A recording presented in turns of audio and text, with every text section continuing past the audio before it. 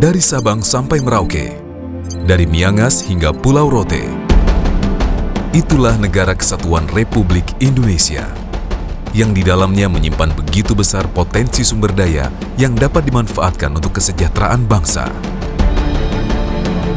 Seiring dengan meningkatnya keseriusan pemerintah dalam memperkuat jati diri sebagai bangsa maritim, maka dibangunlah potensi kemaritiman di pulau-pulau terluar, terpencil, dan perbatasan sehingga akan tercipta pemerataan pembangunan termasuk di wilayah Provinsi Nusa Tenggara Timur.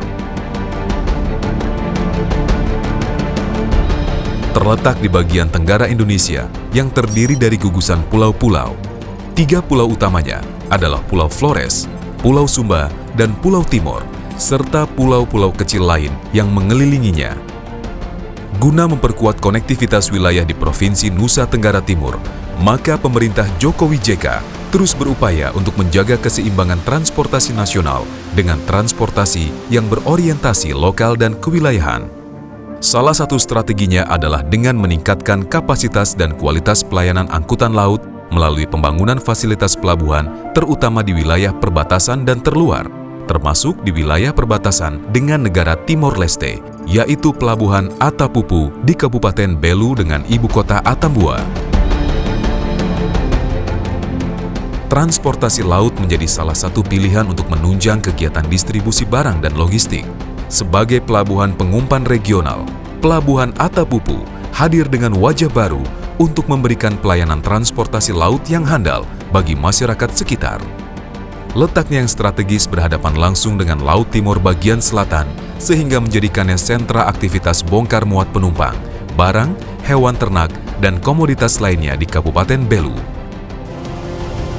Pengembangan Pelabuhan Atapupu dilaksanakan tahun 2004 hingga tahun 2015 dengan total nilai investasi sebesar 92 miliar.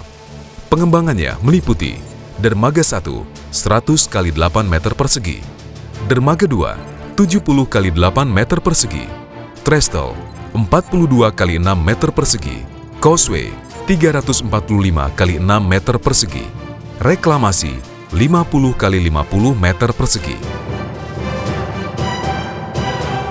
Sementara dari sisi darat, pelabuhan ini telah dilengkapi dengan fasilitas yang dikembangkan sesuai dengan kebutuhan, di antaranya terminal penumpang, kantor 100 meter persegi, gudang 800 meter persegi, lapangan penumpukan 67.372 meter persegi, dan fasilitas penunjang lain untuk mendukung aktivitas di pelabuhan. Dengan kedalaman minus 7 mlws, maka pelabuhan ini dapat mengakomodasi kapal dengan ukuran hingga 3.000 DWT.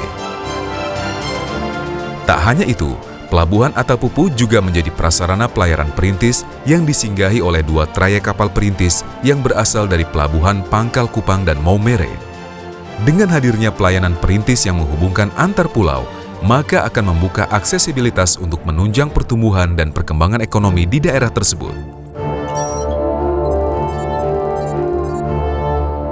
Di Provinsi Nusa Tenggara Timur, terdapat Pulau Rote yang merupakan pulau paling selatan dan terluar dari negara kesatuan Republik Indonesia.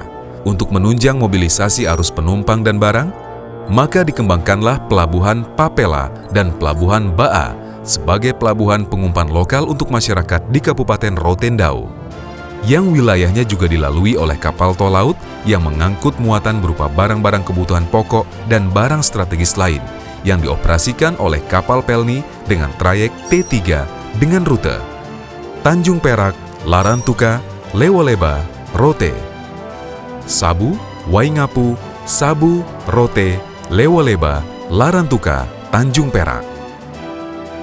Melalui tol laut diharapkan akan memperlancar distribusi barang hingga pelosok Nusantara sehingga dapat memperkecil kesenjangan harga antara wilayah barat dengan wilayah timur Indonesia.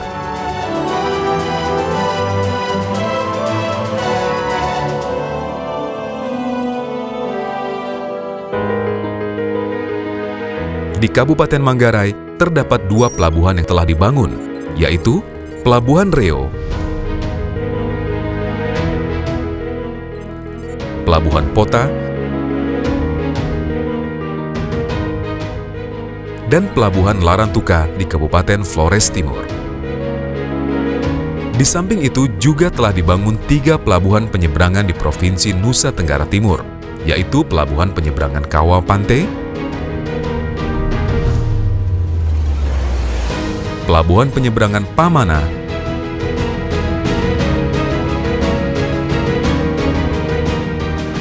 dan Pelabuhan Seba.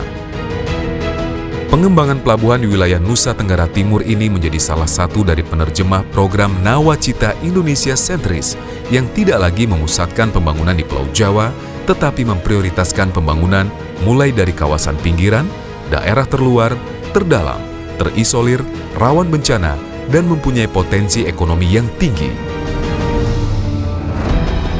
Dengan demikian, cita-cita pemerintah untuk mewujudkan pemerataan pembangunan dan kemandirian ekonomi dengan menggerakkan sektor-sektor strategis ekonomi domestik dapat segera terwujud.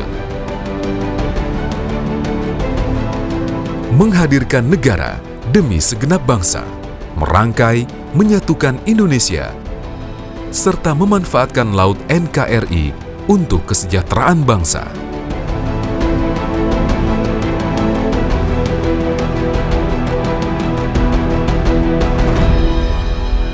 Kementerian Perhubungan Republik Indonesia.